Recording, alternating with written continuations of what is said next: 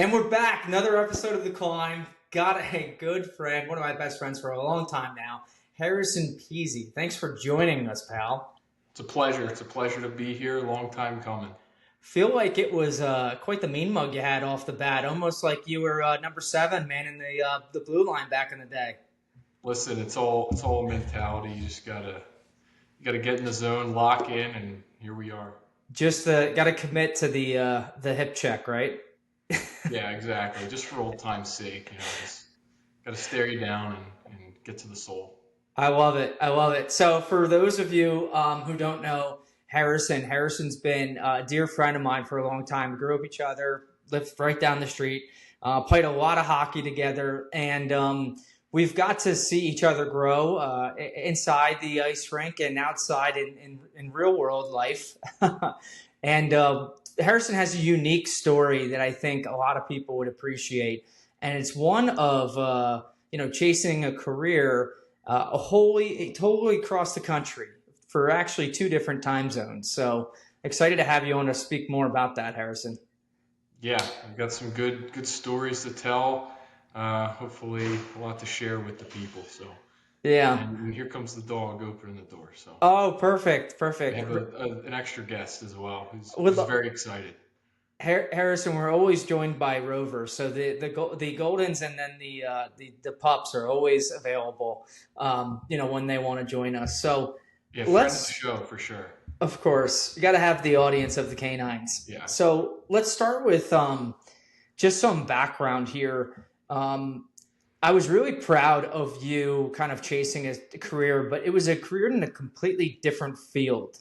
Um, you didn't have, for what I'm remembering, you didn't have the most basic, what was it, direction in college. It was a little bit specific in an area, and then you actually found a company in that space. So I wanted you to kind of share some light to that of not just your boring business administration degree. For sure. Go ahead, shut the door, Christina. There you go. Good job. Yeah, so I went to Penn State Altoona for 2 years and finished out the rest up at main campus. But initially, I went to Altoona pursuing an engineering degree. Not what I ended up with, but that was my initial go. I wasn't the greatest student, you could say. Often lazy, skipping class here and there, maybe a little more than that, but definitely wasn't the greatest student on paper. So yeah, engineering was very challenging in that regard without putting all the hours in, and you learn that the hard way.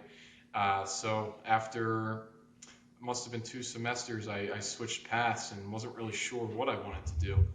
Hmm. Wasn't even sure I wanted to go into engineering. It's one of those things when you're applying for college. It's like, what the heck am I going to do? You really don't know. Yeah. Sometimes you just pick something or rely on family and friends to get you started. And so yeah, it's one of those things that's really challenging to do off the bat. And I think it's okay to change. They let you change. It's okay to change. So I then just started taking general business courses. I wasn't sure exactly what I wanted to end up doing. And then I stumbled across something called agribusiness management, which is agriculture business, a very unique field. Most of my classmates grew up on a farm, raised on a farm, were going back to a farm.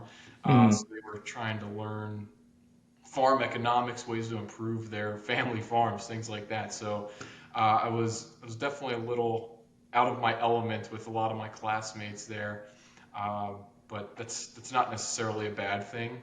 You get to Hmm. learn a lot from people you don't necessarily engage with on a regular basis. So yeah, I started taking these agribusiness courses, and also had to take accounting, general coursework as well. So definitely a Hmm. good aspect, good balance to it there. Yeah, in addition, I minored in international business, so I was kind of supplementing that with some more business related fields to kind of get to where I needed to be in the role. Hmm. So You yeah, wanted to run some international farms. That's right, right? You want to yeah. just, Everyone needs to eat. Farming's one of the oldest industries in the world, and is always going to be around. So you really can't go wrong with farming. But going into that, it's my family. There's the question was always, well, what are you going to do afterwards? What are you gonna what are you going to do yeah, with this degree? And I think that's a question for a lot of majors and fields these yeah. days too. But I mean, I wasn't going to go work on a farm and harvest corn or anything like that. So it was a big open question. You bring such a great point, though. It's like, what are you going to be doing with this degree? But if you just dial back 4 months, why didn't those same people be like, well, why are you taking engineering? Well, I don't know, because it's something to take. I had the same thoughts with like my exercise science. I like wanted to be a chiropractor, and then I'm like, oh God, I got a D in bio. This is not going to work. What do I do now? And it's funny. I feel like there was the eighth grade career class we had, which was good, but probably would have been more relevant to like have a class every single year dedicated to certain majors and careers going into college, which isn't cheap. So man, yeah, I don't. Yeah, you're right. I mean, of course you can change your major, but who knows? It's actually a path that you're going to go down and actually have a job in. Yeah, it's so true. And even going to career fairs when you're in college, I mean, it's all the same companies, right? Usually the big conglomerates that you see. And Hmm. I mean, there's so many companies out there that aren't at the career fairs. They just got to figure out where you want to go and Hmm. what else is out there. But being a lazy college student, you might not be peeling back those layers and really digging deep to figure out what's out there. So, yeah, I guess you could say a lot of what I ended up doing was just luck and chance and kind of right place, right time, which I think we all need a little luck on our side sometimes. Sure. Hmm. Uh, but yeah, there's definitely so many paths you can take, and it's funny how one decision can shape the next 5, 10 years of your life without even realizing it until you're already there. I think we were Yeah. talking about this when we were having dinner the other night too. I forget the exact example, but it was something about just one small decision really sets you on the path that you're going down. And for me, that was farming. Like who knew? I never would have guessed that. Yeah. Yeah. We talked about on this podcast too. Similarly, we had Frank Venus on here talking about his career path. And it was just like, hey, sometimes you just got to take the road that's in front of you. And, even though you may not know where it's going, the road will unfold in front of you and you'll have options going here and there. But, sometimes you don't know where it's going to end up, but that's okay. You can take the options in front of you and make the best of it. Now it's a great point. Well done, Frank. And yeah, completely agree to that.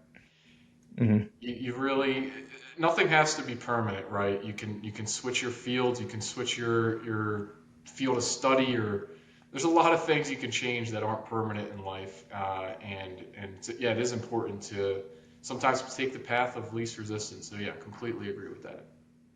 Yeah.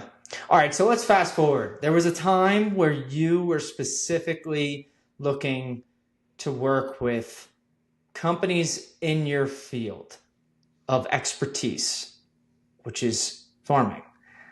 Now, how hard was that finding companies within that niche with which would also reflect your business skills as well? It was definitely challenging, and as most people are likely aware, most of the farms are not in Bucks County, Pennsylvania, or even on the eastern seaboard for that matter. So, yeah, a lot of the farming giants in the world are located elsewhere in the country, Hmm. in the Midwest. So that's something that was going through my mind. I was applying for jobs in middle of nowhere, place I've never been. Probably can't even point to them on a map. Hmm. So that was something that I was working through as well, and I actually ended up at one of those companies in Wyoming, which the least populated state in the country. So yeah, never would have guessed I would have ended up there in a million years. But yeah, I heard about indoor vertical farming throughout my time in college, and was following the news and industry, and that's when I stumbled across the company that I moved out to Wyoming to work for. So yeah, I applied, I interviewed, I got the job even before going out to visit or anything. So I was doing all remote interviews, and then yeah, So hopped on it. Oh, go ahead. what was going through your head when obviously the whole time you're looking at jobs? Okay, they're in the Midwest. Hey, they're in the middle of nowhere, West Coast. What was going through your head when that thought became a reality? That hey, I'm going to be moving to Wyoming. I mean, what do you do there? Because I know most people would probably never put themselves in that situation. Yeah, well, the people of Wyoming love to shoot guns, eat steak, and have some fun lake activities. So that's what they physically do there. But what was going through my head is definitely a little scary, definitely anxious. But I think at the time I was definitely more adventurous in my life. Hmm. So that was something that I was excited about. I definitely became less adventurous over the years since, but at the time it was something I was really excited about. It's hard to leave friends and family behind, but I thought it was a really great and unique opportunity, one that would probably never come my way again. Hmm. So, I mean, my parents were always ones to encourage me to take that chance and not really be held down. So they were really supportive in that way, which I think is really important. So yeah, it was a mix of a sense of adventure and a really unique opportunity to go somewhere I've never been. That I've traveled a bunch over the years, and that was Yep. just another place to go to. Not the most accessible place in the world, but it was definitely something that I would do again, and was truly one of my favorite places I've ever lived. Like I had the greatest time living out in Wyoming. So had I not taken those steps, taken that chance, I never would have got the chance to go out and live there. Made a lot of good friends there, and yeah, it's just a really great experience for me. It's also well, of course, it was awesome to see in real time it actually become one of your favorite places in the world, considering you traveled Europe in college and saw a lot of places. But I want to take it back to the moment where you had the supportive parents, you were adventurous, but at the same time there had to be some sort of confidence in your own self, in your own beliefs that it's like, hey, I can make this work. Doesn't matter that it's across the country here. I mean, what was that internal conversation in your head like? Was like, hey, I'm gonna give it a try, or like, hey, I believe no matter what, like I'll find my way back if I'm destined to be back on the East Coast. Yeah, I think a lot of it goes back to the mentality that nothing really has to be permanent. Mm-hmm. So, what's the worst thing that happens? You go out there, you hate it, and you want to move back in 6 months or a year. Well, I could do that, right? My Mm-hmm. parents would welcome me back to support me if I needed to do that. So, yeah, having that support system in place was one of the things that led me to make that decision. So yeah, that was definitely probably the biggest factor for me. Wow, But that whole quote right there, nothing has to be permanent. Like I feel as if, I mean, if I'm speaking like for myself, I feel like I'm always thinking that, oh, I can't do this or I can't do that. But in reality, like, what's the worst thing that could happen?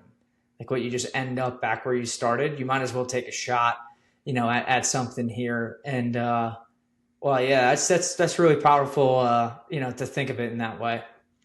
yeah, and you and I shared a lot of the same background with sports and all that. So I Hmm. think a lot of that background has probably built us the same way, and not be afraid of failure, not be afraid to lose. So Hmm. being able to take those chances, take those risks, I think that was instilled a long time ago when we were playing on three different sports teams at a time. You Yep. got you got to go out, give it your all, and not be afraid of losing or hating where you move, because you can always change something. It doesn't have to be permanent. Yeah, that's so well said. All right, so you're in Wyoming. somehow, some way, you convince your lovely girlfriend at the time, now your wife, Christina, you convince her to move in with you. How did that happen?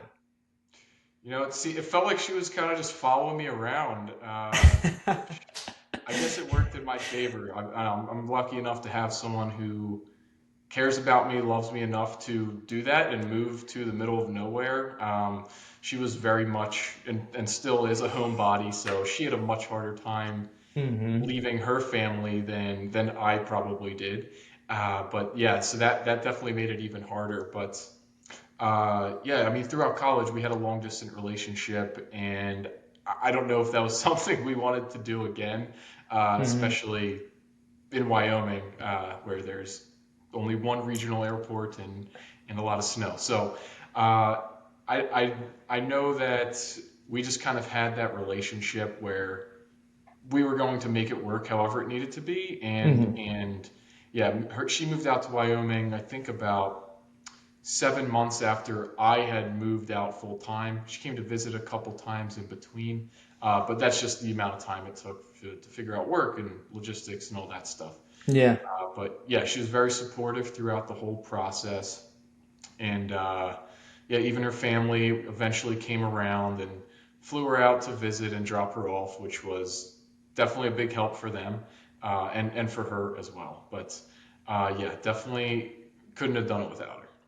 Yeah, that's she's an angel, and you guys clearly are meant to be together.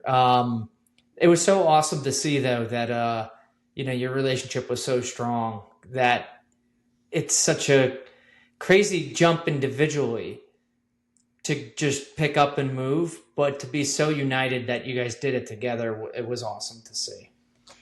Yeah, no, it was pretty incredible when you kind of look back and reflect on it, convincing someone to move from the suburbs of Pennsylvania out to farm country in Wyoming. So yeah, I definitely don't take that for granted, and I don't know. I think I could get her to do it again if I had to. I think so too. I think you do the same for her though. If I I definitely would. So yeah, she was very supportive, and it ended up being one of her favorite places to live too, even though she was only there for a brief period of time. But yeah, shout out Laramie, Wyoming. Yeah, home of the Cowboys and Josh Allen. I think you guys were there when Josh Allen was there. We did. We overlapped. The university was actually right in my backyard, which was pretty cool. So yeah, definitely some overlap there. Very cool. So I know what happened, but how long were you in Wyoming? Wyoming lasted a solid 10 months. So all of my praise came in about 10 months' time. That It was speaks a pretty, lot to Wyoming, by the way. it does, it 10 does. months of your life, of your 30-year-old life, and it's some of your best times. That speaks volumes, everyone. Yeah, so you kind of ignore those negative degree winter months, but then you get to the spring summer. There's nothing really like it out there. Mhm. So yeah, those were the great times. The winters are some of the coldest in the country, so if you don't like cold, not for you. But yeah, so Wyoming lasted 10 months.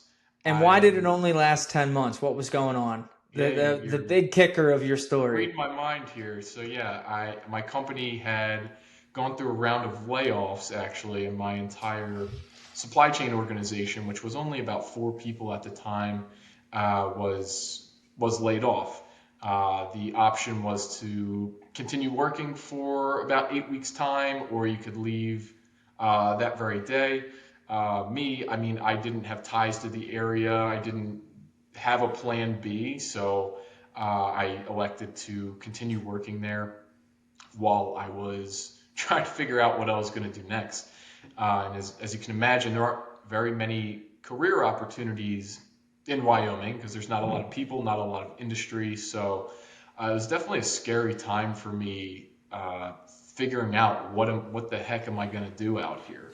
Am I going to move back home? Am I going to, I don't know, become a cowboy? I have no idea. So ultimately, I had a great relationship with my manager. This wasn't a singled out layoff. They were laying off a lot of the Wyoming staff in general to focus more on the headquarters out in San Francisco. So I sat down with my manager, former manager, I guess, and said, "Listen, I don't have ties here. Like, what can we do?" And that ultimately led them to let me re-interview for the job that they just fired me from, but relocate out to San Francisco. So it doesn't sound that gracious when I say it out loud, but I know there weren't a lot of people out there that had that opportunity to do that. So that was something that I guess I'm somewhat grateful for.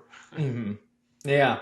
Yeah. After the curveball, they gave you a nice little lob, I guess, to interview. At least you probably knew the questions and the prompts to do the interview, since you already had it one time already.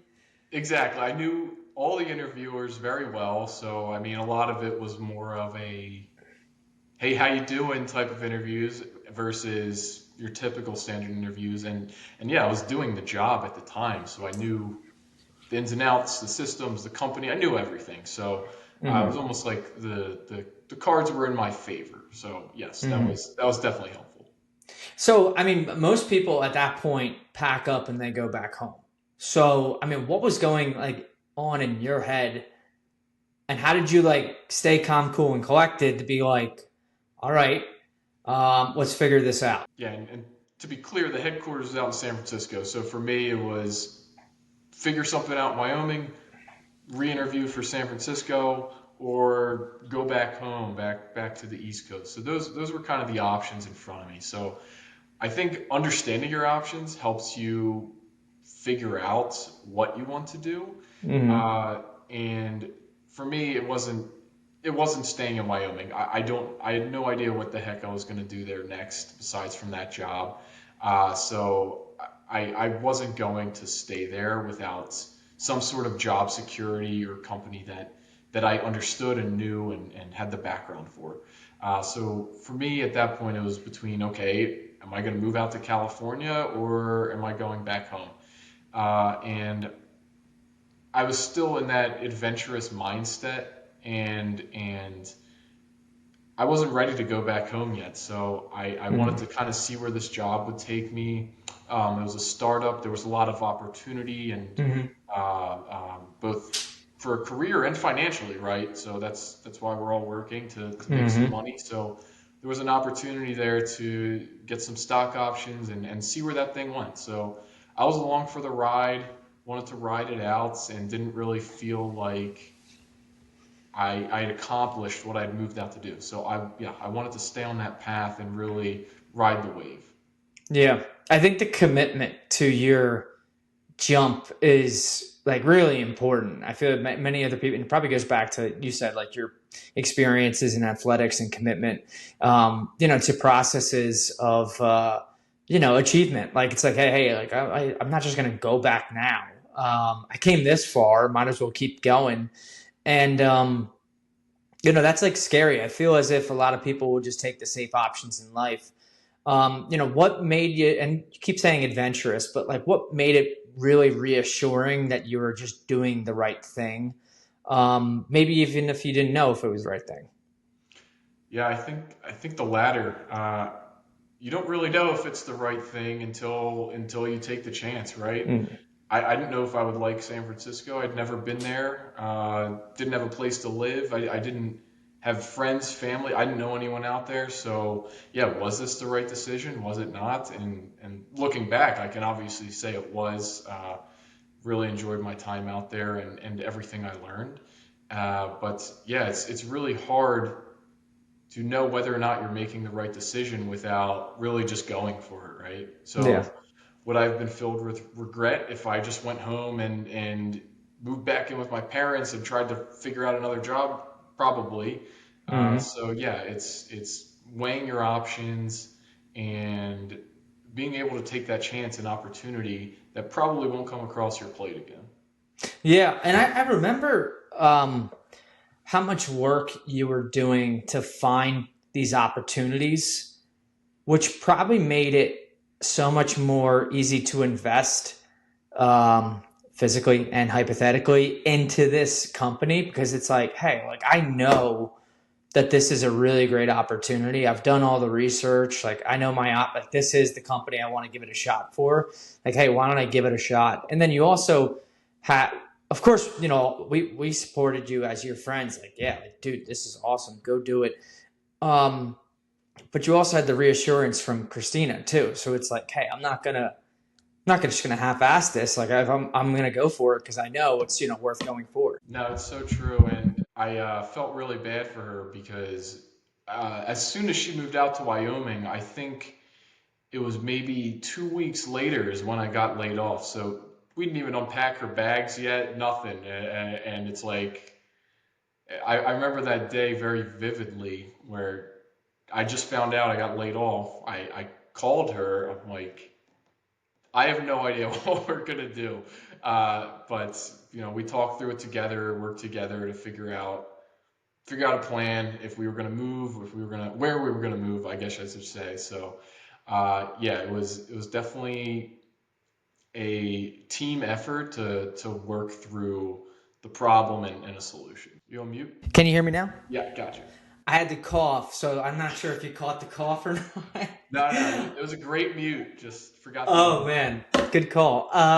Yeah, so I was just saying, it was just like, I'm sure people don't know you as this analytical figure that you're gonna weigh out options. Because when someone says, "Oh, I'm adventurous," oh, so this person just takes risk without looking into it.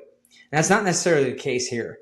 Is that you're looking into every option so you can be adventurous, so you can take that leap with confidence, with faith, and at the end of the day, that you're not going to look back and say, "Oh, well, what if?" I think that's like in an anxiety-ridden environment that everyone lives in. I feel like that's like a struggle for everyone. It's just they're overthinking everything rather than thinking through things and then making a clear action. Yeah, I summarize it by saying it's calculated risk, calculated decision making. So yes, while adventurous is one thing, that's like you said, that's not exactly how I go about my decisions. So yeah, it's doing the homework, weighing out pros and cons, very simple stuff, right? But it goes a long way and helps you realize what is the right decision or the best decision at that time. So yeah, being able to put in the work, it puts my mind at ease, even with things in everyday life, whether it's doing research on what car you want to buy or whatever it is. If you put in the homework and look into the things that you're making decisions on, it makes it a lot easier to live with your decision and not just get overwhelmed and caught up in all of the chaos. Yeah, that's really, really, really good advice. Um, I think like just thinking personally, it's like there's so many moments in my own life where it's like I've overthought the simplest of actions rather than just simply doing the research and then picking a course of action and sticking with it, knowing very well that like it's not the end of the world if it doesn't work out. Um, more often than not, I think everyone might relate more to, hey, it's the end of the world if it doesn't work out. And that's just not the case. And that's actually seems pretty unhealthy. And that's why, it sounds like, from your perspective, it's much more healthier to be, calculated to the point where you could say with certainty, regardless if it works out or not, it doesn't matter. I've weighed out these options and I know everything will be all right. Yeah, and being able to determine when to do all that research versus not so much and do all these behind the scenes calculations important too, right? Because some things are so low risk, low reward, it's like it's not necessarily worth spending your time and your brain power and losing sleep at night over these really small decisions. We all have to make so many decisions every single day. What am I going to eat for breakfast?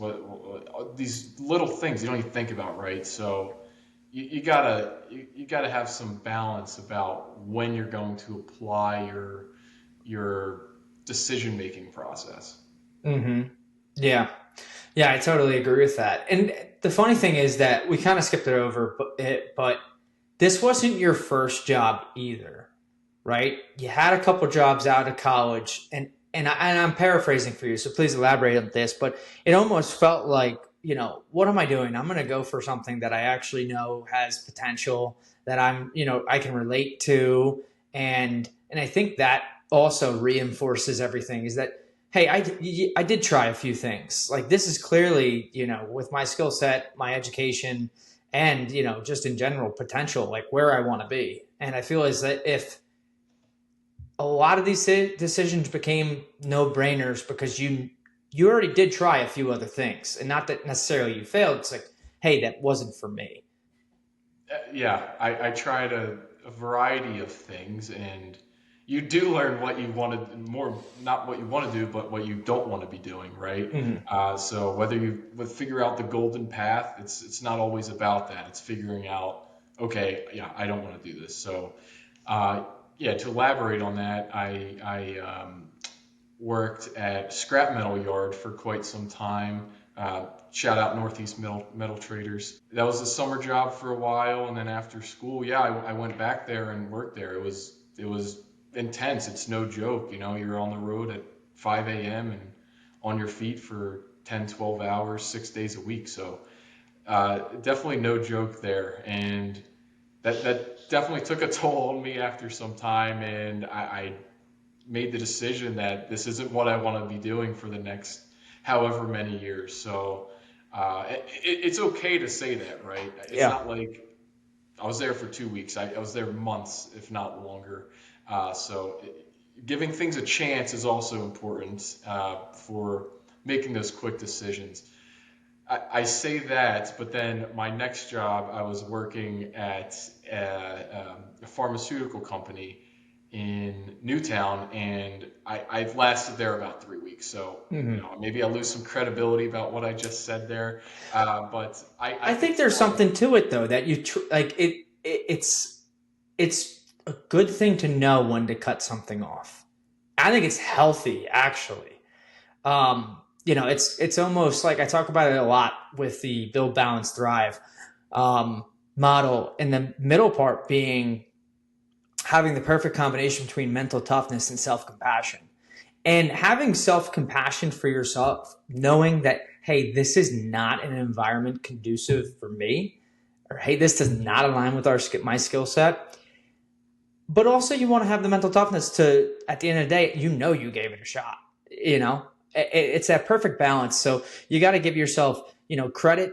Everyone needs to give themselves credit, to look back, and I did try. I was mentally tough, and I was self compassionate to get myself out of there before, I became extremely unproductive with my entire life, not just work career. Yeah, self-awareness, right? So exactly what you just said. I mean, I could tell.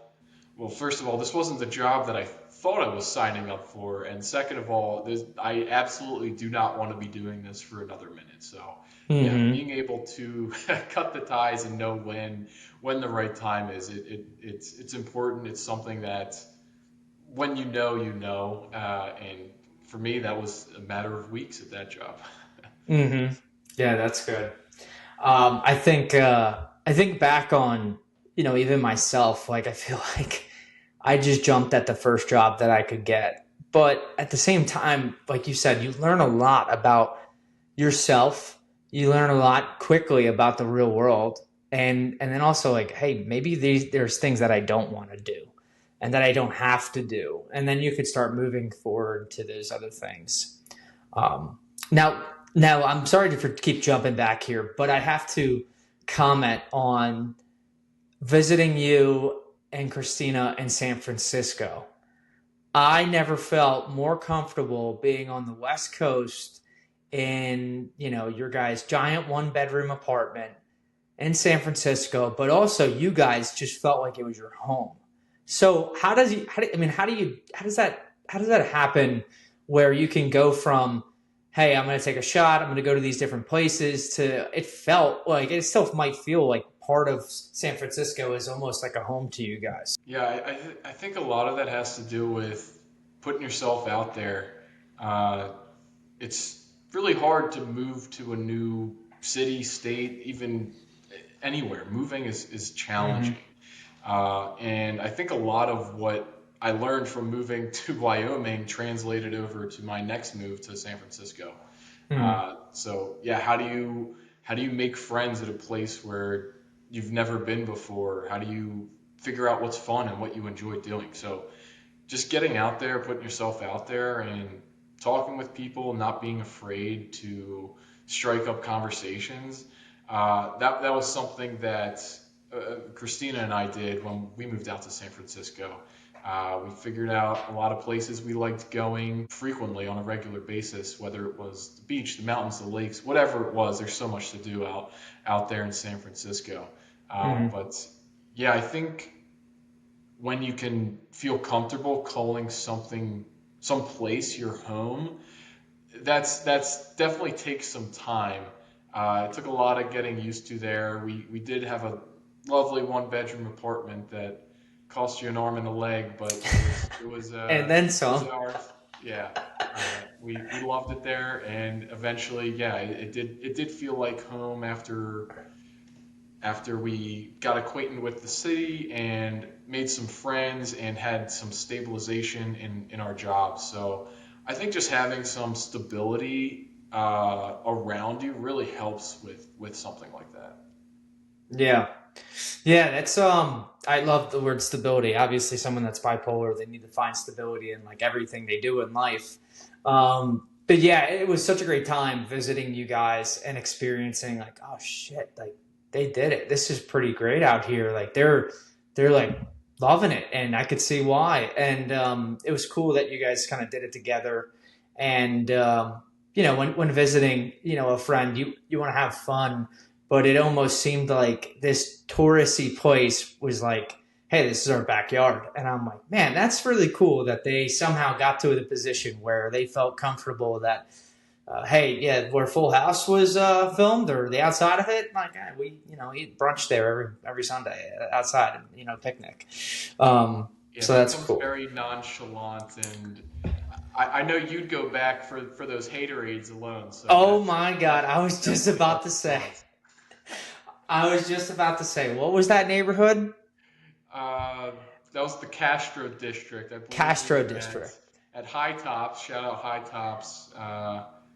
Yeah, definitely some friendly male figures there. Yeah, yeah. I will say not the experience that I came for, but was a absolute great time. That bar with I think I don't have that protein shake, the Haterade shake, but oh my God, what marketing. They had me for like $40. Yeah, you were uh, definitely the target customer on that one. You couldn't Yeah, resist. yeah. Let me look for the idiot straight male that will think this is the coolest thing ever. And then for everyone that knows, this is a protein bottle that said Haterade. The drink was Haterade, and they poured it in the protein bottle that looked like was a Gatorade knockoff, and I had to have it. At age 25, I was not going to leave without that bottle. Maybe I was 26 at the time. I'm not sure. Some people Um, go home with a hat, maybe a T-shirt. This guy, he's going home with the haterade. I was going to be hydrated. Yes.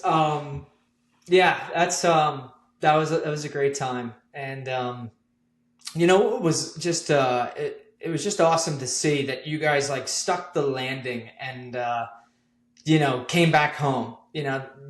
Recently you just bought a home, but you've been living back on the East Coast, and it was like, man, well they did it.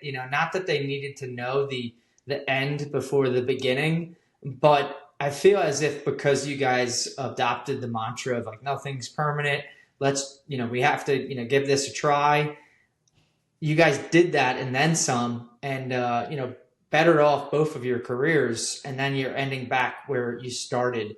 And I think that's a great lesson for anyone young that's like starting a career. It's like, hey, like just give it a shot. You never know where it's going to take you, and you can always come back. Yeah, having that fallback plan, it's gonna be there for you. Most people with their family, right? I mean, hopefully not gonna let you live on the street if you need to come home and switch jobs. I was fortunate to have that situation. Yeah, so I knew my parents would always be there for me if something were to happen and I had to move back on a whim.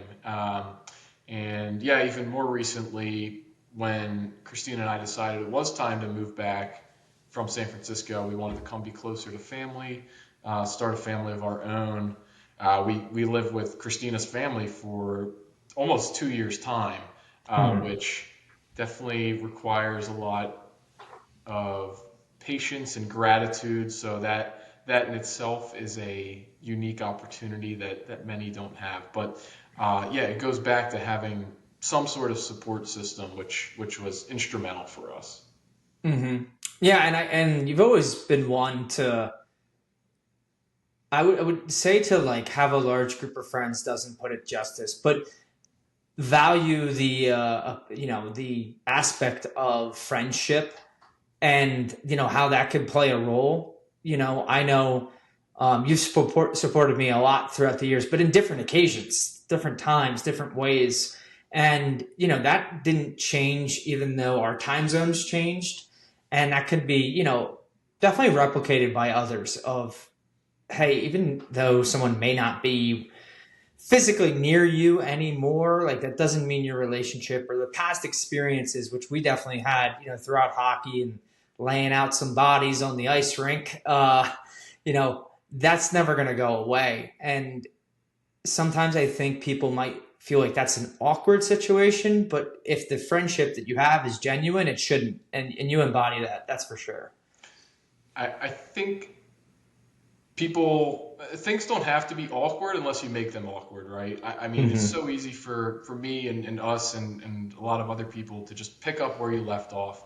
Hmm. Uh, if even if we don't talk for 6 months, it's when you get in touch, it's like nothing changes, and Yeah. I think that's the way it is with a lot of our friend circle, and Hmm.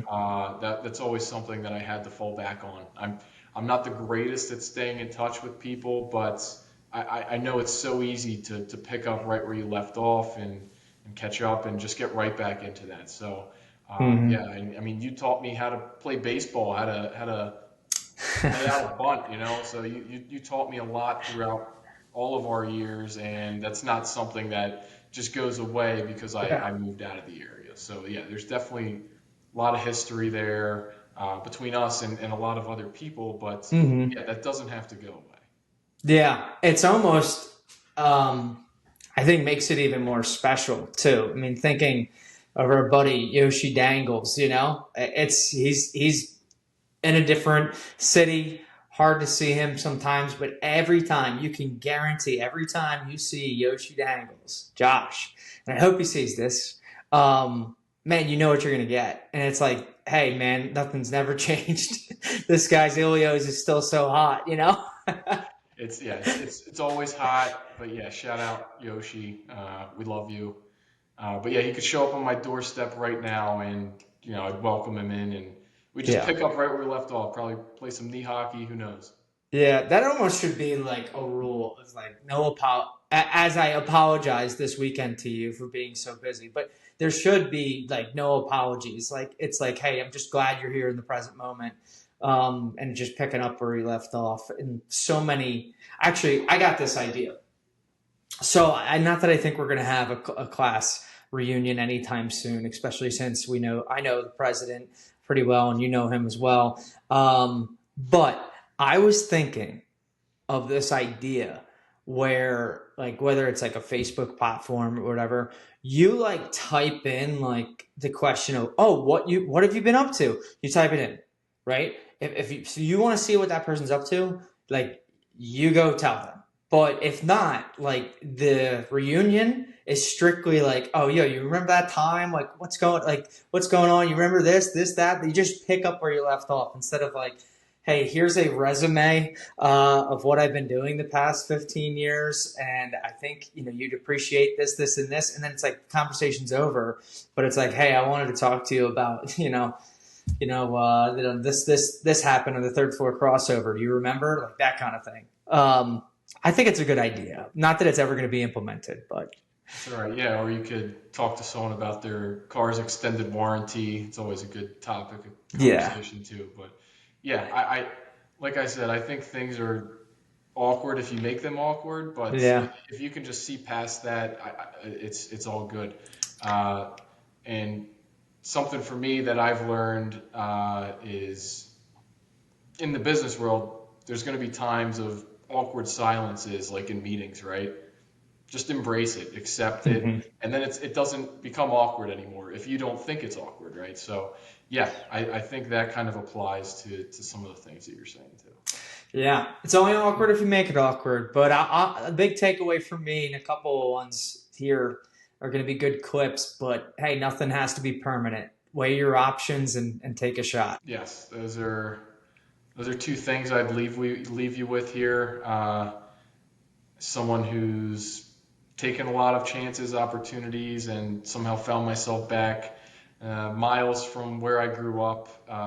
It's really hard to see where you're going to be in the future. You really don't know.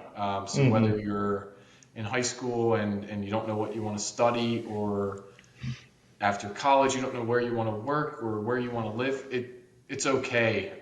It's okay to not know, Hmm. and just understand that what you're doing, you're making these decisions, it's going to be okay, and the stars will align, and take the chances that are given to you.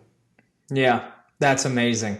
All right, buddy. I think that's a perfect podcast and a good way for us to stop. I mean, I think next one would be fun to chop it up with Vinny, or maybe we somehow get Mr. Yoshi Dangles on the line.